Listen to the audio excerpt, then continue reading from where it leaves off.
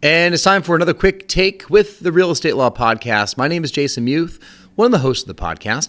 In this quick take, we're actually going to be learning about rebranding and authenticity online. A lot of people in the real estate space look to reinvent themselves, or at least invent themselves for the first time and build this online personality that helps people communicate who they are. Well beyond just here's my listings, okay, because that's a mistake that a lot of people in the real estate world do. Or here's all the great stuff that I do. Here's all of my investments.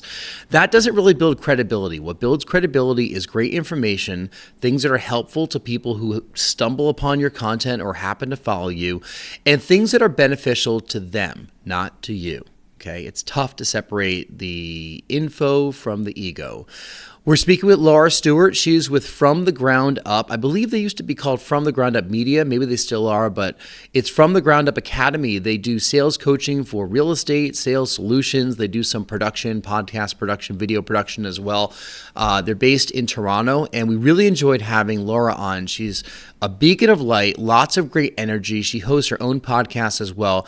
And we really believe what you see is what you get with Laura, okay? And that's one thing she preaches, because she wants the authenticity of who she is to come across with everything that she posts online, so people get to know her, and then when they get to meet her in person, they actually already know who that person is. It's not a different person. There's no bait and switch. The person you see online is the person that you see in person. So if you're struggling with rebranding or trying to build your own personality online, give a listen to this quick tip, and then you can go find the full episode in the description. If you're working with an agent who has an established career or maybe a second career and they're later in life, in their 40s, 50s, whatever, and this doesn't come natural to them, where do you think they should start?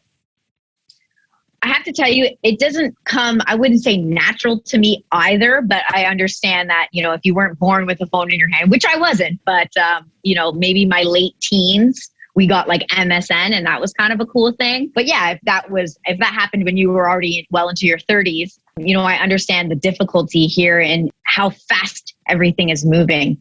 I think it's important to note what your goals are. So just because I'm sitting here preaching, do content, more is more, more is more, that doesn't mean that's right for you where you are in your life. I'm talking exclusively to people who want to continue to build, they want to grow. If you're an established agent and you like working your database and you're kind of good with that, and you only see yourself doing this, say, for 5 more years, that's probably going to be good enough. But if you say, I'm planning on doing this for another 15 years, then I would caution you that if you're not speaking to your community online, on Facebook, Instagram, TikTok, I am. And so you have to understand the risks involved in doing that. To get started, if YouTubing how to open a TikTok account is also too difficult for you, maybe you have a niece or a nephew, or you already have an admin person who's younger, who's able to help kind of fill in those gaps for you and help support you in that way. But I don't think this is like a one size fits all for everybody.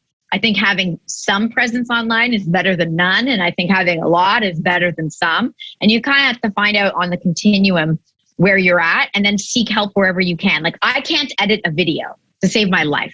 So even if I was brand new, it really doesn't matter. I could Google how to do it, but it would still take too long. I would get frustrated and upset. Before I know it, I've spent an entire day coming up with one piece of content. That's not really a good use of my time.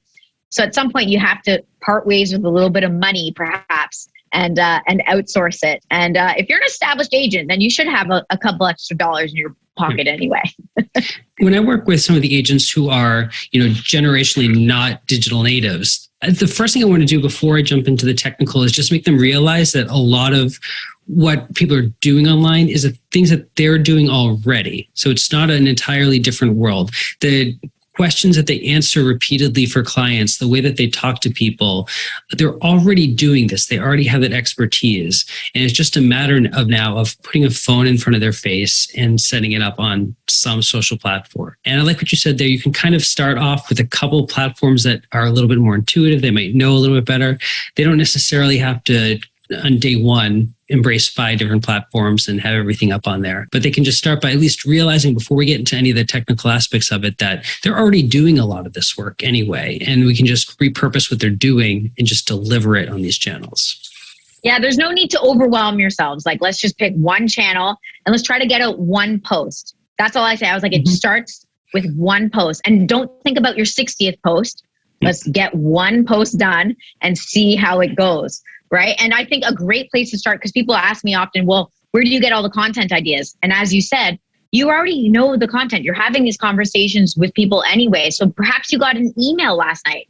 I'll say, bring up your email, and they'll bring it up and they'll say, well, I had a client who asked me about closing costs on the home that they're in conditional period for. I said, great. And how did you answer it? And then they show me the email. I'm like, that's your tip that you're going to do today. These are the closing costs that you need to know if you're buying a home in XYZ state or province. It's all right there. If you're at a listing appointment, someone asks you a question about how you came to the listing price, that you're going to do a video on that. And so you just have to be mindful. Like, your eyes just have to be open. Your ears have to be open about what's going around you and answer those questions. You don't need to overthink this. This isn't rocket science. Like, we are all real estate agents. Like, we know how we got here. We know how much or lack of schooling we did to get here. So let's not overthink it. Let's just get a couple posts done. Yeah. There's a lot of behind the scenes stuff that I think is easy but hard for people to do. You just gave an amazing tip right there. Like, somebody answered a question in an email and they probably answered it well. You said create a piece of content about that. Like, we don't do enough of that stuff. I think most people don't do enough of that stuff.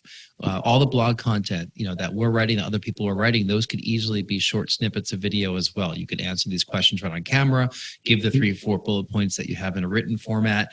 I just think back to past jobs. Like, my past life was working in the media in various capacities, on air, consulting, sales management.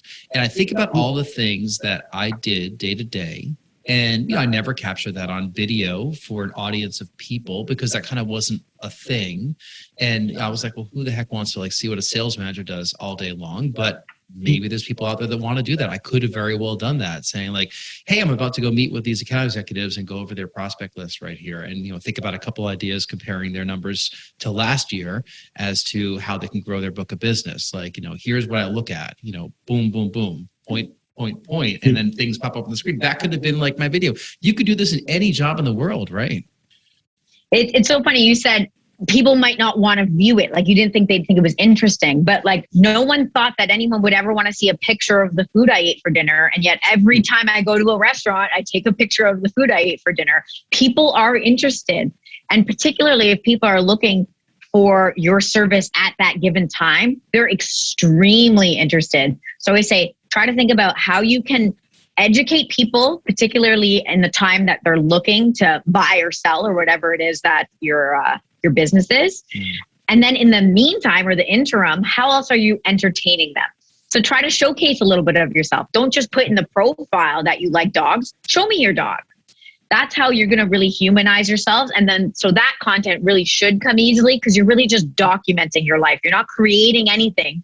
You're just documenting what you're doing with your kids on the weekend, or you're showcasing that you ran a marathon, and all those things should come a little bit more naturally. And what you'll find is by practicing that stuff, that feels maybe a little bit more authentic, or you don't feel like you have imposter syndrome because you might not be educated or experienced enough to talk about it. Showcase that stuff first. It gets you used to being in front of the camera, and then kind of work your way into your industry. And also know, in terms of imposter syndrome, guys, you don't have to go online and lie and say you've been doing something for 10 years.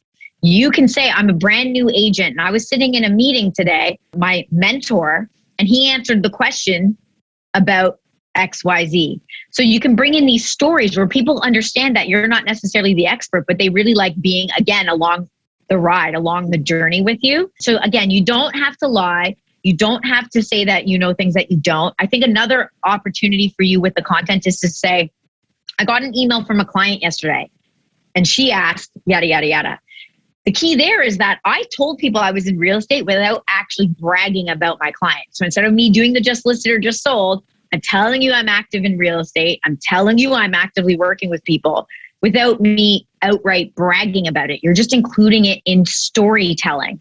And if you can get good at storytelling, then content's going to be very, very easy for you.